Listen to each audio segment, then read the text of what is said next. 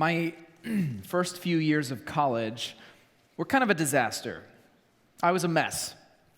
No, I didn't fall into the whole wild frat house party scene. That wasn't me. Mainly because I went to a very conservative Christian college. The wildest parties we ever had were the ones where someone brought brownies and cookies. Pretty crazy. In fact, if things got really, really wild, someone might bust out a guitar and we'd all sing worship songs. So no, it wasn't girls and booze and all that stuff. No, it was a disaster. College was a disaster because of video games. Video games. Freshman year, I discovered that I was uncommonly good at first-person shooter games. And, well, for a nerdy, asthmatic kid who never got picked first for anything in gym class, it was pretty great to be the best for a change. Wombat Slayer, that was me, Wombat Slayer became a name to be feared around campus. I dove in head first, as you might imagine. Within weeks, I had adopted a diet of ramen noodles and Mountain Dew and Doritos. My sleep schedule became erratic. My physical activity was negligible. By the middle of my sophomore year, I was about 20 pounds too heavy. I was extremely lazy, and I had the unspeakably bad taste to grow my hair out into these shoulder-length ringlets. It was a season of regret.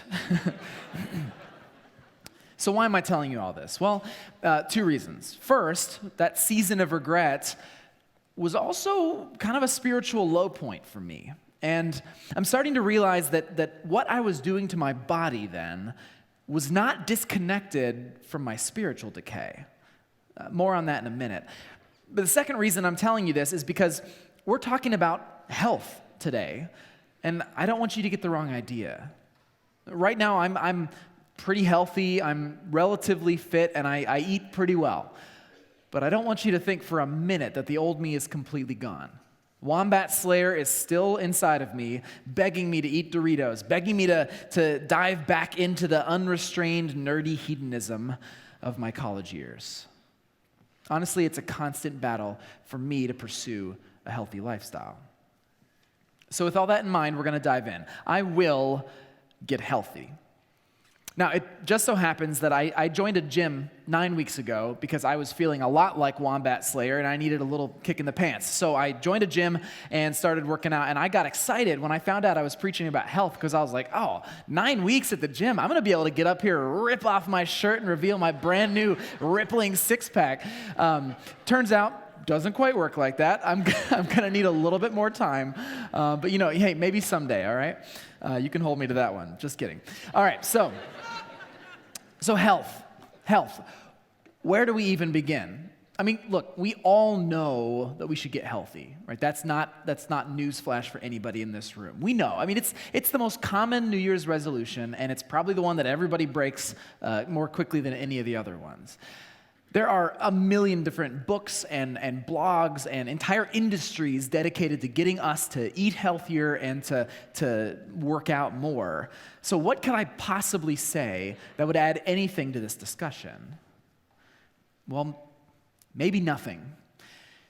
But what I can say, at least, is my motivation. Like my motivation for pursuing a healthy lifestyle.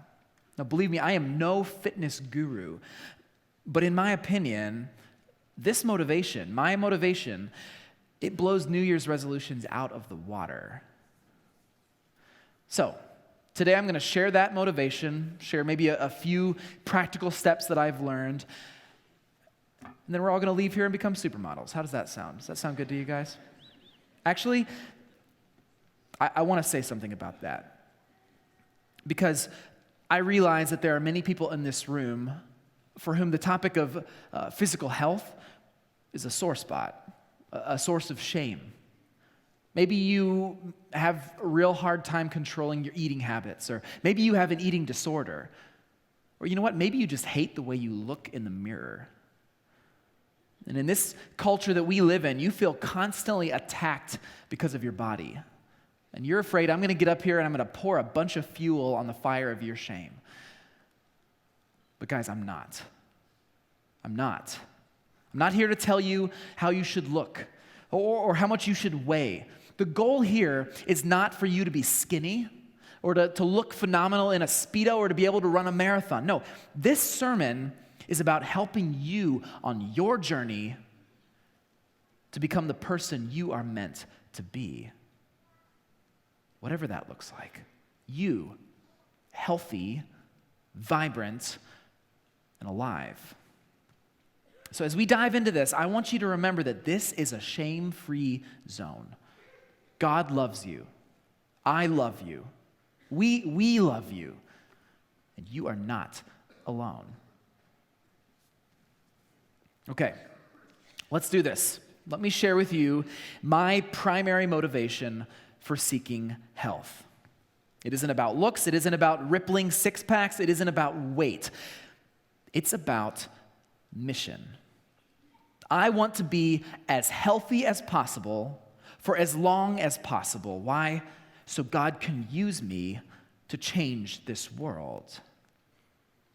Now, I realize that's a bit grandiose, and it's the kind of thing, of course, a pastor would say, but bear with me and listen to this, because I think there's something really powerful here. I must get healthy so God can use me to change the world. Now, to unpack this a little bit, I want to start with a concept that may be a little bit out there, but it's one that I think is really, really fascinating. And it's the idea that our bodies, our minds, and our spirits are not separate things. They're connected to each other, interwoven.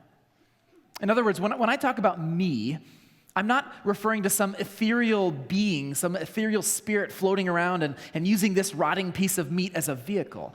No, I believe that the cells and the tissues and the organs that make up my body are just as much a part of me as my thoughts or my conscience or my soul.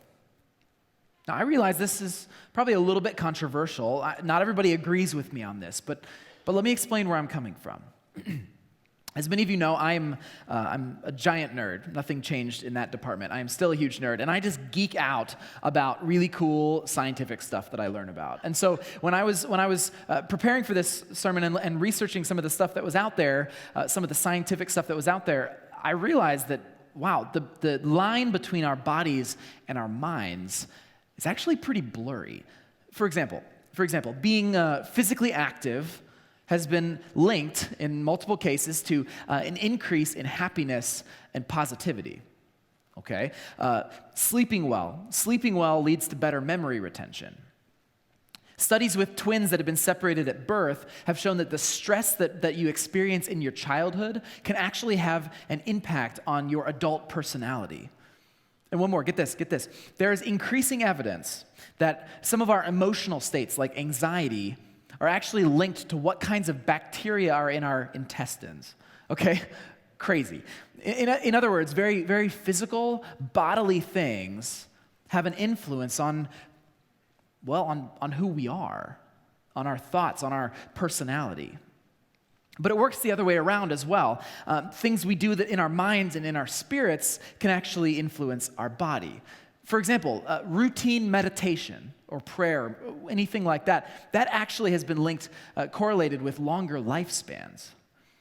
Chronic anger can actually disrupt cardiac function. And in some cases, and this is crazy, but joy and optimism have been connected to a decrease in diabetes. Now, I realize these are a bunch of just out there crazy examples, and I don't want to put too fine of a point on this, but you get what I'm trying to say, right? Our bodies, our minds, and our spirits, they're connected to each other. What we do with one has consequences for the others. Now, I think there's some biblical basis for this as well. All throughout the Old Testament, we see these physical sins like sloth and gluttony. Well, we see them inextricably linked to more spiritual and social sins like injustice and pride. In the New Testament, in Ephesians chapter 4, Paul draws the line the other direction. He talks about how spiritual darkness can actually lead to physical decay. And let's not forget about the resurrection. Okay, remember, as Christ followers, our destiny is to have resurrected bodies. It's not to become some sort of weird, creepy, naked harp babies floating around in heaven, but to actually have resurrected bodies. And if Jesus was anything to go by, then these bodies should have some connection to the bodies we had before we died. No, I don't know how that's going to work, and I don't understand it. But what I do understand is this. Our bodies, our minds, and our spirits, they affect one another. Okay, can I give you an example of what this looks like? When I was back in college, in my Mountain Dew drinking, video game playing days of sloth, my whole life was kind of cloudy. It was kind of cloudy. I didn't feel good. I didn't think well. And my spiritual journey had pretty much ground to a halt. And back then, I figured this was all some kind of phase I was going through. But now, I think I understand what was happening. When I made choices like staring into a glowing screen for hours upon hours, when I pumped my body full of sugar and fat and oil and caffeine, and when I slept in till 1 in the afternoon, day after day, it started to mess with my mind. I couldn't think straight. I couldn't focus. My memory started to suffer. I became listless and apathetic. I started doing poorly in classes, and I had always been such a good student. And then all this stuff started to carry over into my spiritual journey. I stopped praying. I lost all interest in reading the Bible. This, by the way, while I was at a Bible college, God felt distant. When I faced sin struggles, I didn't have the will to put up a fight. And as you might imagine, as I saw my spiritual life crumbling, it made me pretty depressed. So what did I do to dull the pain? You guessed it. I turned right back to more video games and more junk food and more, 4-hour afternoon naps. It was a cycle. My body, my mind, and my spirit, they were connected, and they were all dragging each other down. Okay, so you get it. You get it. What we do with our bodies has an effect on our spiritual lives. But why does this matter? What's the big deal? Well, it matters because we have work to do. We have work to do. In his letter to the church in Ephesus, the Apostle Paul, he talks about why we were saved, the reason we were saved. He says, "For we are God's workmanship, his masterpiece, created in Christ Jesus to do what? To do good works, which God prepared in advance for us to do." Now, these good works that Paul's talking about here, these good works are to do the will of God in our world. In other words, to be the hands and feet of Jesus, to spread his kingdom, loving the unlovable, caring for the poor, sharing the gospel, bringing peace, being a light in dark places.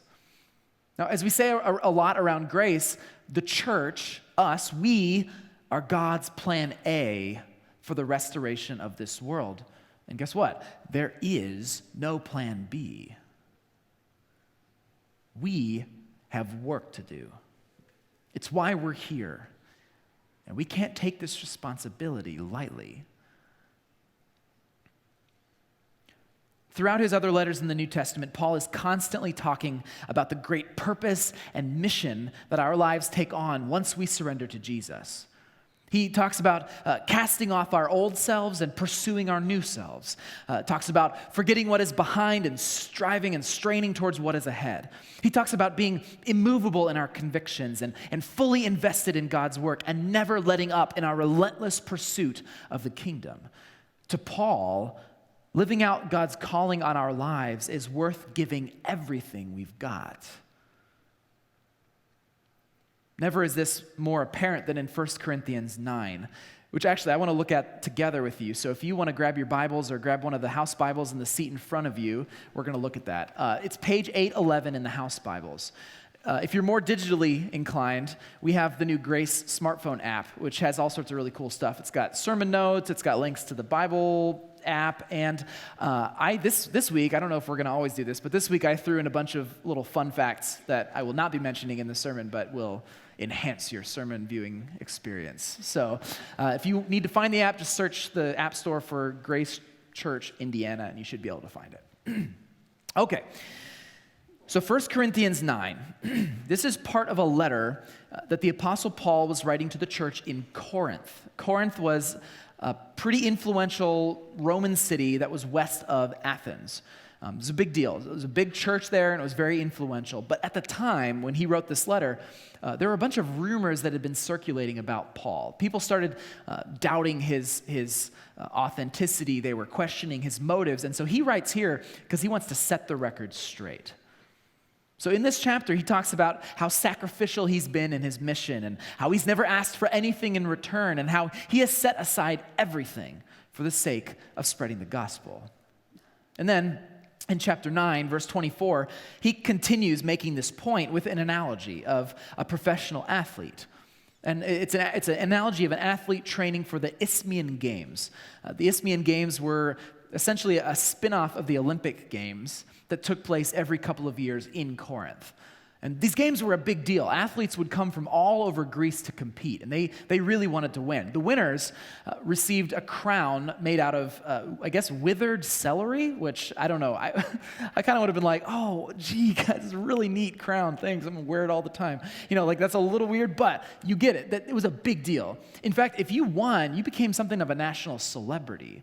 Some of them had statues made out of them. It was a big deal. And so these athletes, they would train all year round. They would really, really work hard to win the prize. So let's read. This is what he's referring to. Verse 24. He says, "Do you not know that in a race all the runners run, but only one gets the prize? Run in such a way as to get the prize. Everyone who competes in the games goes into strict training. They do it to get a crown that will not last, but we do it to get a crown that will last forever. Therefore, I do not run like a man running aimlessly. I do not fight like a man beating the air.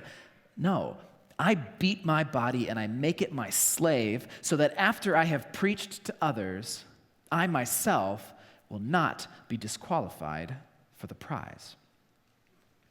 To Paul, there was nothing more important than living out God's call in his life. Now, his mission was to bring the good news of the gospel, the good news of Jesus, to the Gentiles. That's why he existed. And he wasn't going to let anything stand in his way. Paul wanted to be sharp. He wanted to be focused. He wanted to be dedicated and single-minded and resolute. He was hungry. He was hungry to see God's kingdom established among the Gentiles. And he wanted to wear that victor's crown. "I beat my body and I make it my slave, so I will not be disqualified for the prize." Now here's the funny part. This passage, this section of the letter, is totally just a metaphor. It's a metaphor. Paul was not actually referring to physical health or fitness here. I mean, people back in the time when Paul wrote this, they didn't deal with the health crises we face. Every food they ate was free range and locally grown and organic, right? Sugar, at the time, sugar was so rare that it was literally worth its weight in gold. If you had a job, it was probably involving manual labor. If you had to get somewhere, guess what? You walked. Okay, so people back then, there was only the extremely wealthy people could afford to have a sedentary lifestyle. Okay, so this passage is not about physical health. And yet these few verses are one of my greatest motivations for pursuing health and fitness. Here's why. If I want to fully pursue God's call on my life, which I do, then I can't be a man running aimlessly, as Paul says. I can't just beat the air. I have to be the best possible version of me. And because what I do with my body influences my mind and my spirit, well, then physical health must become a priority. That's my motivation. And I'll tell you what, in the years since college, as I've been growing in health and fitness and learning how to make better decisions, my capacity for spiritual depth has expanded so much more than I ever could have imagined. And man, I'll tell you, when I am on it, when I'm in a sweet spot, working out regularly and eating well and getting enough sleep, I am so much better equipped for ministry. My mind is sharper and I'm more creative. My anxiety level drops and I have more capacity for empathy and for compassion. I feel well rested, and so I can focus on meditation and prayer. And I have energy to pour into the lives of other people, not just into my own. This is why I've started to treat health and fitness as a kind of spiritual discipline. This is my motivation. I must get healthy so God can use me to change the world. So what about you? Are you healthy? Are you running in such a way as to get the prize? Are you all that you can be? Like I said before, this has nothing to do with how you look in the mirror. It has everything to do with your capacity to engage in the mission of God. The world is dying faster than we're making disciples. Systems of injustice are all around us. Our neighbors are drowning in pain and isolation. The world needs us to be the church. No, the world needs you. The world needs you, but it can't have you if your physical health is just an afterthought. It can't have you if you're tired all the time or mentally cloudy or spiritually apathetic. And friends, it can't have you if your lifestyle puts you in an early grave. We must get healthy so God can use us to change the world. Okay. So now I have just raised the stakes on getting healthy to a ridiculous degree. All right, I put the burden of the world on your shoulders. So why don't we talk about how do we go about doing this? If you're like me, you probably need some practical tips because you're not just going to wake up in the morning and just immediately decide to become a fitness professional, right? Okay, so let's talk about some of the few things that I've learned, a couple of big picture concepts that have helped me a lot. Now, before you send me a bunch of emails wondering why I didn't mention your workout plan or your diet or whatever, okay? Remember, this is just what worked for me, okay? You can take it if it works. If you've got something else that works better, by all means, go for it. Okay, so let me tell you 3 big picture things that I've learned about how to get healthy. The first is about what to eat. Now, here's the problem. We live in a diet fad culture. There's always some new evil thing to avoid, right? Carbs or gluten or deep-fried butter. I don't know. There's always something bad out there. I don't know why that one's bad. Anyway, but you know what? And you know what else is happening?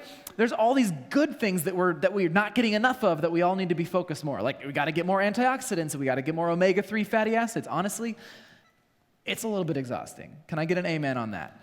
Yeah. Okay. You're with me. It wears me out. I can't keep track of it all.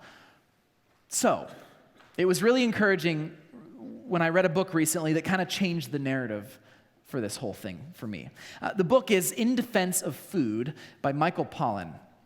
And in the book, he takes aim at our nutrition-obsessed culture, and he suggests that we might actually be healthier if we adopted a much more simple and holistic view of food. And so his answer to what humans should consume to be maximally healthy is just this. You ready? It's super complicated. Eat food, not too much, mostly plants. Now, I could totally get behind that kind of diet plan, right? Eat food, not too much, mostly plants.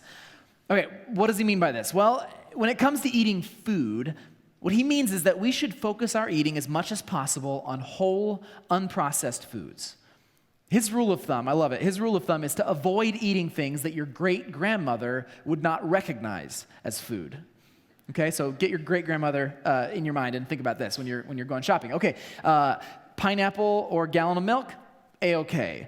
Bubblegum-flavored portable yogurt tube, maybe not so much. Granny would be really confused. She would not know. Is it toothpaste? She wouldn't know. Okay, so we should be eating food, real food.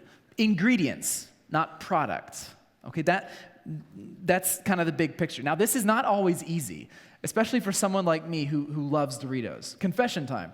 Even after preaching this sermon this weekend, last night I ate Doritos after I went home. Okay, so it's it's a journey. It's a journey, all right?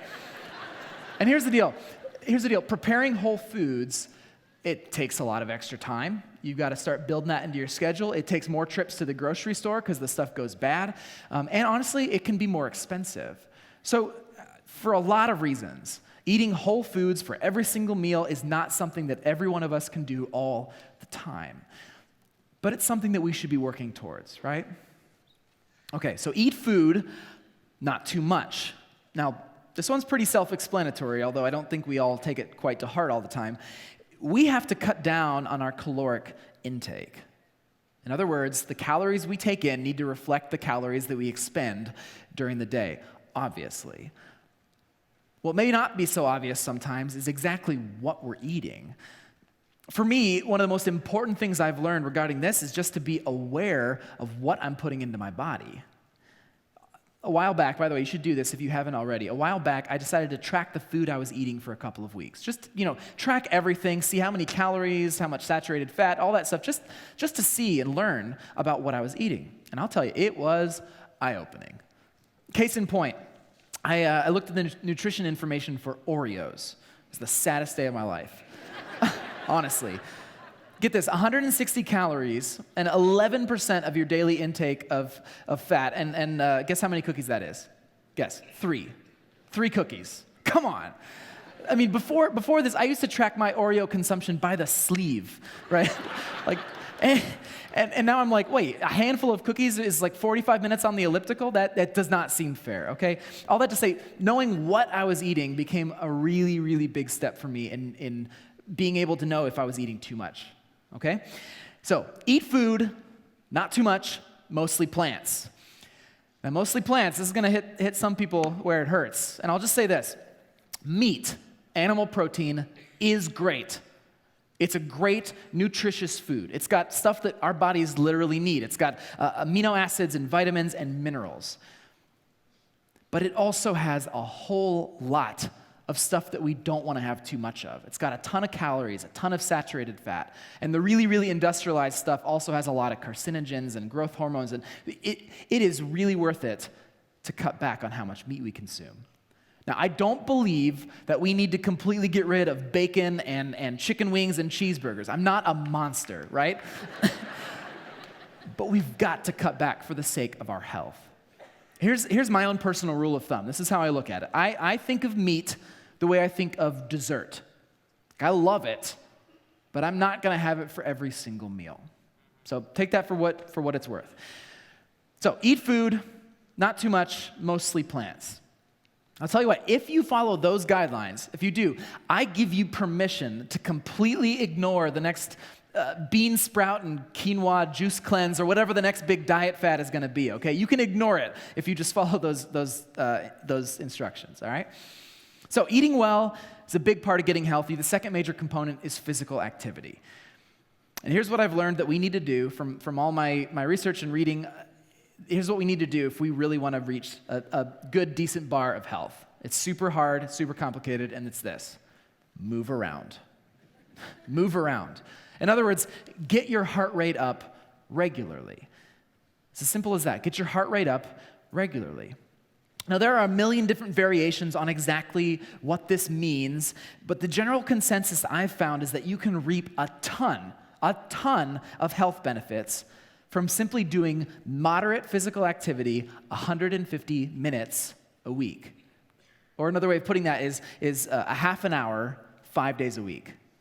The moderate. That's walking briskly or taking a leisurely bike ride or vacuuming or snowball fights or mowing or shoveling or worship with Ephraim, like anything that's moderate physical activity. Anything that gets your heart rate up.